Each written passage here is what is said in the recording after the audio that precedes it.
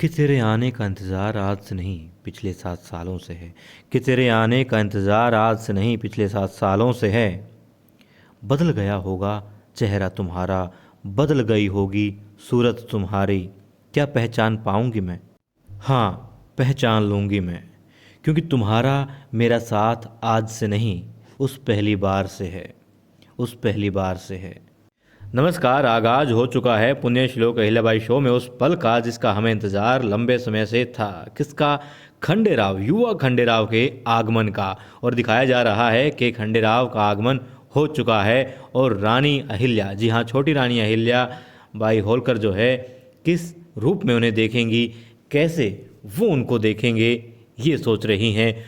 हर वक्त जो बात किया करती थी अपने ख्यालों वाले खंडेराव से, वो अब सोच रही हैं कि मैं किस तरीके से और क्या क्या बातें करूंगी अपने युवा खंडेराव से।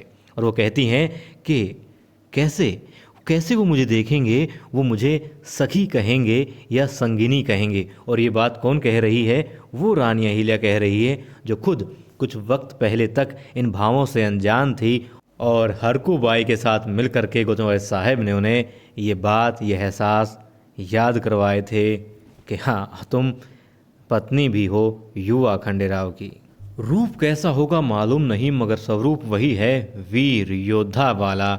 और एहसास है देवी अहिल्या को पूरा कि युवा खंडेराव और भी ज़्यादा शक्तिशाली होकर के और वीरतापूर्वक जो है आगमन करेंगे।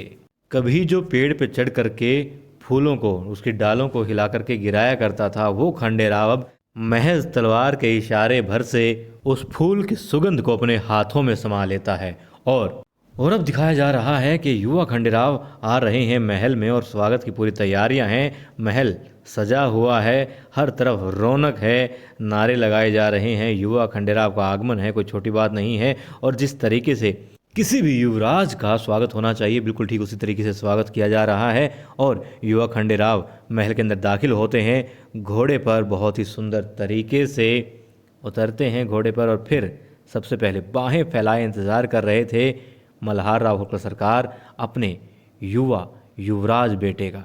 मगर होता वही है जिसका उन्हें शुरुआत से डर था, एहसास था कि उनकी जो आशाएं हैं, जो आकांक्षाएं हैं, वो अपेक्षाओं में तब्दील ना हो जाएं। और ऐसा ही होता है। हालांकि युवा खंडेराव ने वही किया जो वो पहले भी करके गए थे। उन्होंने अपने पिता के पांव छुए थे, जिसका किसी को एहसास नहीं था कि वो ऐसा करेंगे, मगर उन्होंने किया था। और यहाँ भी वो आते हैं, आशीर्वाद लेते हैं सबसे पहले उन्हीं का, मगर बाहें फैलाए रह जाते हैं मल्हार राव होलकर सरकार। और खंडेराव जो हैं अपनी माता के गले लगते हैं। ये देख करके द्वारिकाबाई साहब जो हैं खुश हो जाती हैं। बहुत लंबे समय बाद उनको खुशी नसीब होती है यहाँ पर। और जब पता चलता है कि युवा युवराज जो हैं आ रहे हैं, तो देवी अहिल्या शर्मा करके अपने महल में जो है ऊपर छिप जाती हैं और छुप छुप कर युवा खंडेराव को देखती हैं। और युवा खंडेराव भी जो अपनी माता के गले लगे हुए होते हैं, तो वो भी जैसे ही नज़रें ऊपर उठाते हैं तो उनकी नज़र पड़ती है देवी अहिल्या पर, उनकी सखी संगिनी रानी अहिल्या पर। और सबसे खूबसूरत, सबसे रोमांचक पल वो होता है जब चेहरे से पर्दा हटाते हैं युवा खंडेराव अपने और घोड़े से छलांग लगाते हैं।